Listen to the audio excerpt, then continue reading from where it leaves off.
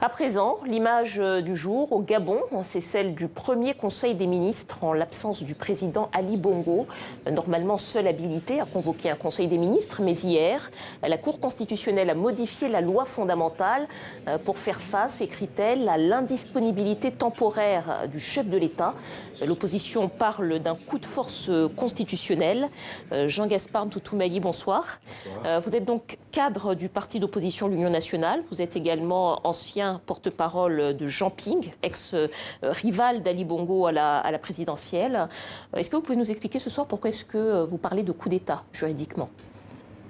Juridiquement au Gabon, et vous l'avez dit, la Cour constitutionnelle a modifié la Constitution. Dans la Constitution gabonaise, deux instances peuvent modifier la Constitution. Le Parlement réuni en congrès ou le référendum. La Cour constitutionnelle n'a pas le droit de modifier la Constitution. En agissant ainsi, au fond, elle s'est comportée comme le font les soldats avec les armes qui sont les leurs, en des situations analogues dans d'autres pays, c'est-à-dire qu'au fond, elle s'est autorisée le droit de nommer quasiment un chef d'État. Mais je crois que ce qu'il faut retenir plutôt de la séquence actuelle du Gabon, qui a démarré le 24, c'est-à-dire que le 24 octobre dernier, le chef de l'État, Ali Bongo,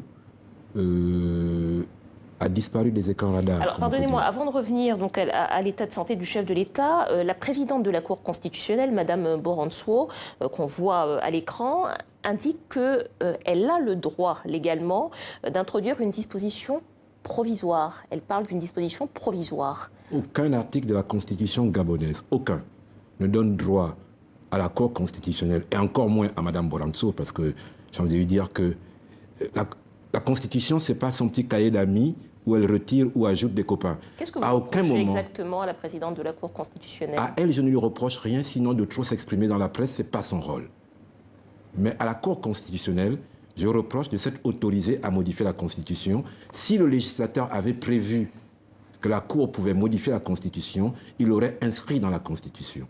Il n'est inscrit nulle part dans la Constitution gabonaise que la Constitution puisse être modifiée par une autre personne que le Parlement réuni en congrès ou le citoyen directement par référendum.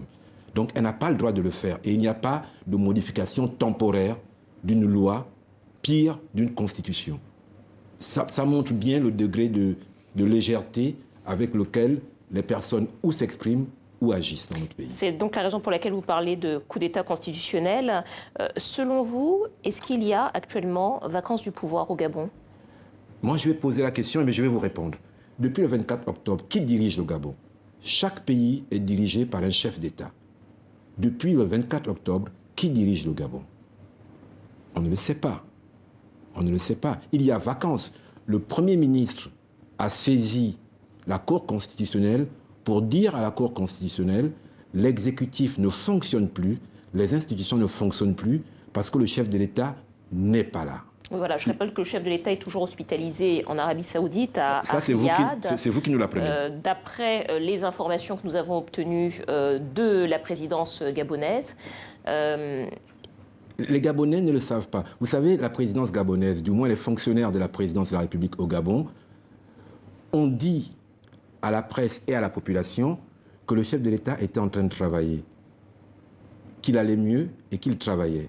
Et la Cour constitutionnelle toutes ses moyens et que ses capacités. Voilà. Et la Cour constitutionnelle nous informe que le Premier ministre l'a saisi pour lui dire que le chef de l'État n'est pas capable de déléguer l'organisation d'un Conseil des ministres par le vice-président.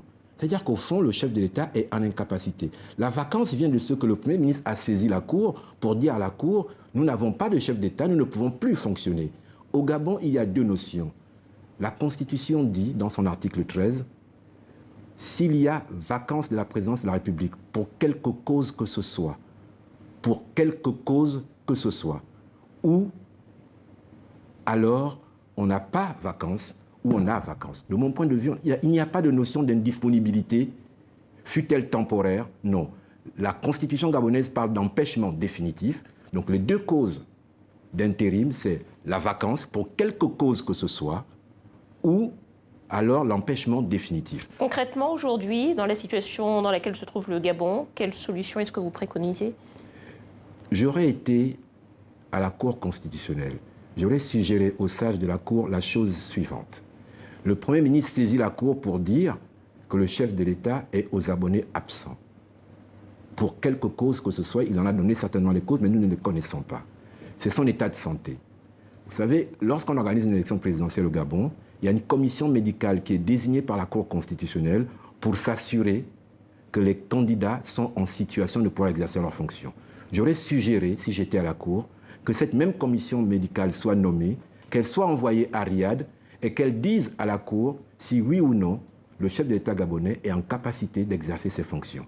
Et si la commission médicale dit qu'il n'est pas en capacité, on en tire les conséquences. Si elle dit qu'il est en capacité, alors on dit au Premier ministre d'attendre le retour du chef de l'État.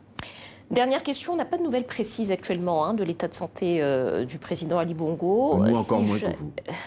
Si demain il n'était plus en mesure d'assurer ses fonctions, qu'est-ce que l'opposition, quelle serait la réponse de l'opposition gabonaise? Je crois qu'aujourd'hui, il n'est plus en mesure d'assurer ses fonctions. Du moins, il n'est pas en mesure d'assurer ses fonctions. C'est la Cour constitutionnelle qui nous le dit. Mais la Constitution gabonaise est claire sur le processus.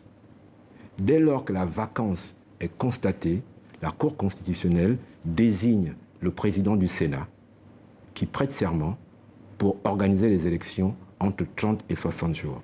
Je pense que le jour où nos compatriotes comprendront que respecter notre Constitution, c'est la seule chose que nous avons, les choses iront bien. Il faut que la Cour constitutionnelle se ressaisisse pour cela. C'est ce que vous demandez aujourd'hui, des élections anticipées? Non, je demande à la Cour constitutionnelle de dire la Constitution, donc de constater qu'il y a vacance.